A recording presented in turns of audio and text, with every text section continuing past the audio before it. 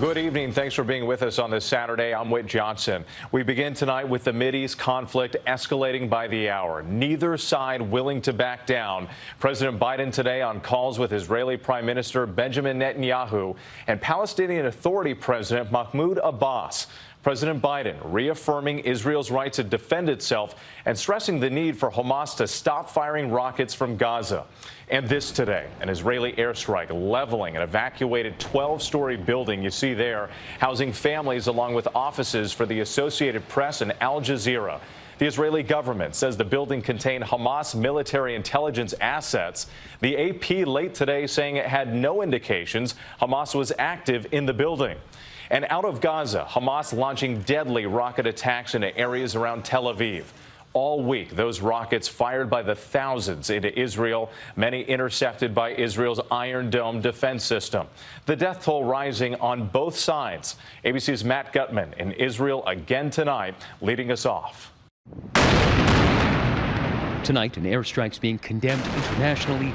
Israel bringing down yet another block tower in Gaza, but this time it was different. That building is where Al Jazeera's offices are. There we are, another strike on that tower. And the tower has come down. Al Jazeera English broadcasting live as the tower fell. The building also housing multiple international news outlets, including the Associated Press offices in Gaza. The company's president and CEO saying in a statement, the world will know less about what is happening in Gaza because of what happened today. The media outlets were given only an hour to get out. Israel claiming the high-rise building housed Hamas military assets. After the attack, the White House press secretary tweeting that the Biden administration has communicated directly to Israel that ensuring the safety and security of journalists and independent media is a paramount responsibility. But for the sixth straight night, it's civilians caught in the middle. Atop this pancake building in Gaza's Shati refugee camp, rescuers looking for signs of life. And in the din, Mohammed Hadidi pulled from atop the debris pile. You can hear him in grief, wailing, "Where did you leave me, my darling? Where did you leave me, my darling?" His wife and 5 sons were visiting with family here for the Eid al-Fitr holiday when the bombs came. Hours later, Hadidi, who thought his whole family had been killed, was led into a Gaza hospital where a tiny miracle awaited. Rescuers had pulled his 5-month-old son, Omar, from the rubble, alive. The father tenderly kissing his son, Omar, the infant, clutching his father's finger, both of them crying. Despite being shelled from land and air, a defiant Hamas intensifying its rocket launches tonight. And there's the boom of the interceptor. One of those rockets exploding outside Tel Aviv's main suburb today. Cars turned into fireballs. That water main spraying water into the street. One man was killed. And as we were running towards the blast, this woman racing ahead. "My kids are at home," she says, ducking under police tape and then stepping gingerly over that shattered glass. At the scene, the facades of buildings ripped off, windows blown out.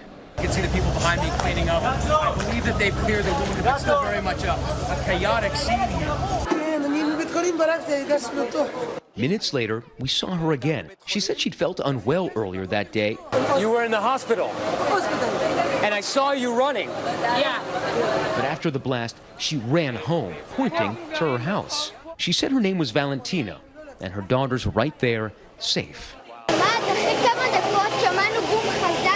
Her daughter's describing the sound of that incoming rocket.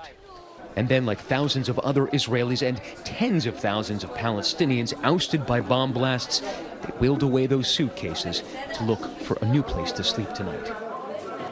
So many families caught right in the middle of this. We have Matt Gutman with us again near Tel Aviv tonight. Matt, you just witnessed Hamas launching more rockets there into Israel. Can you tell us what's happening on the ground right now?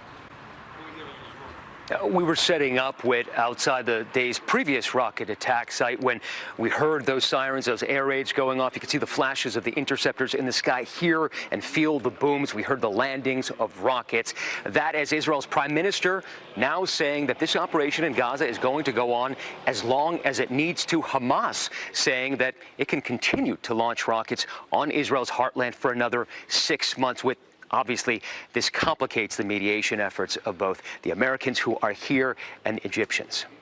All right, Matt, thank you again for your reporting all week long.